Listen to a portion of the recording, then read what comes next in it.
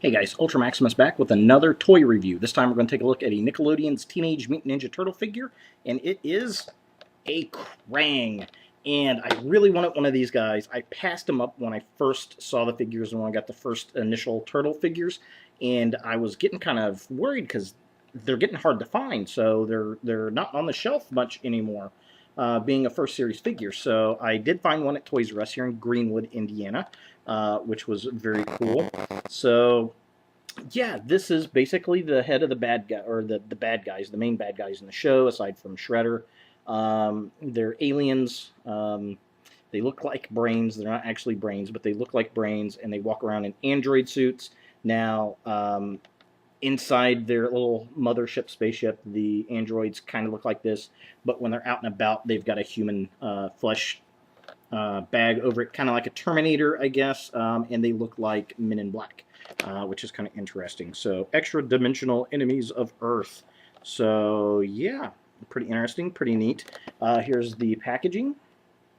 Now, the Krang are kind of interesting in the fact that they were in the original Eastman and Laird um, uh, books, but they weren't called. A Kraang was a name of one, which they kind of use in the original cartoon in the 80s, and he was the bad guy. He riveted like a frog, which was weird. He was the one that was providing Shredder with all these techno gear and the Technodrome and that kind of stuff, which did not exist in the original comic books, which was kind of interesting. Now they do touch on it a little bit in the Teenage Mutant Ninja Turtles anniversary movie, which is kind of cool. But yeah, they weren't really bad guys. What were they called? Like Utopes or Utops or something like that. If you guys remember what the original name for these aliens were in the original comics, it'd be cool. Leave a comment. So yeah, pretty interesting. The back of the package, right here, there is the bio, which is not coming off all that great, so I'll kind of read it. A list of the figures. Really, the only ones I don't have off this is Shred, or not Shredder, but I unfortunately wish I didn't buy that Shredder. Splinter and April O'Neil. Splinter looks horrible. Looks like a kangaroo. I totally passed on him, or a dog or something. The April figure is actually a very nice sculpt. I saw one of those yesterday, but I'm just really not interested in a little girl figure. So the Kraang, extra dimensional enemies of Earth. Creepy, controlling, and vicious, the Kraang are extra dimensional, multi tentacle, brain like conquerors set on colonizing Earth. To do so, they've armed themselves with powerful Kraang droid exoskeletons that, in some modes, appear human.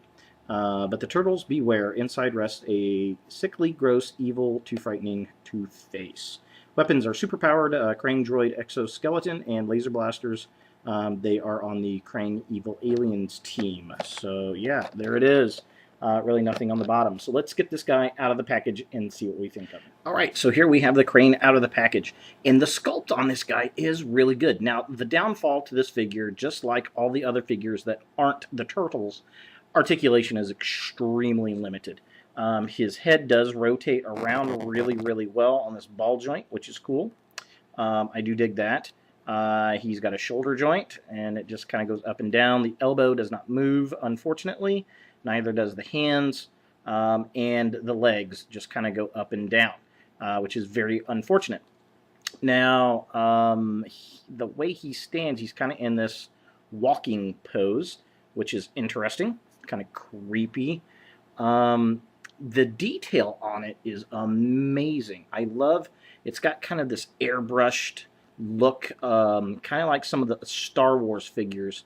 You can kind of see a little bit of the shine there. It did on the new trilogy figures for the droids, the battle droids and such, which is really cool. His head is painted very well, very evil, kind of Terminator looking. We got this nice stripe going down the back.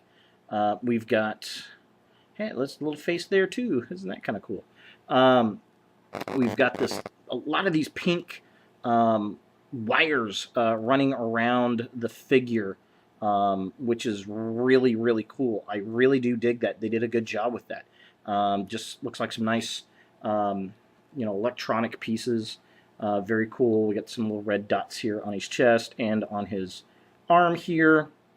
The thing I find interesting when they talk about these things in some modes look human, which I'm going to talk about. Well, let me talk about the little brain guy first for a minute. So there he is down inside there. Hey, look at me. He's a little rubbery guy. All he does is he pops out. Get him out of there like that. Well, kind of set this down for a second and look at him.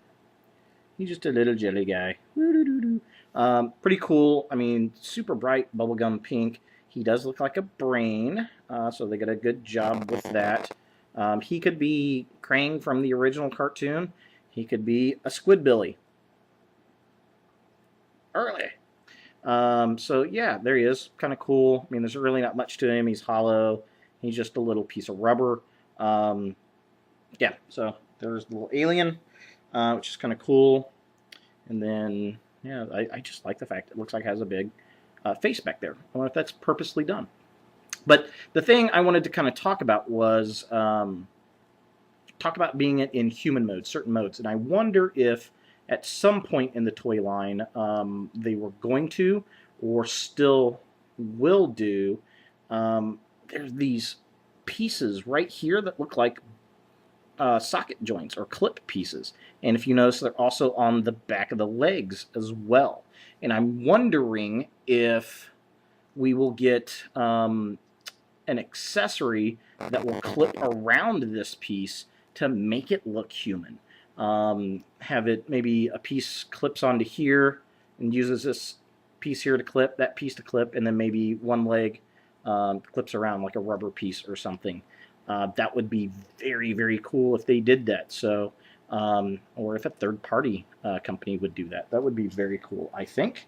So we'll just put our little alien back in there. Get in my belly. Yeah. There we go. So we got the little alien in there. And then he's got these kind of wicked-looking blasters. Just kind of gnarly looking there. I'll pop this into his hand. See if he holds it. Yeah, he doesn't do too bad of a job. And he's got this one here.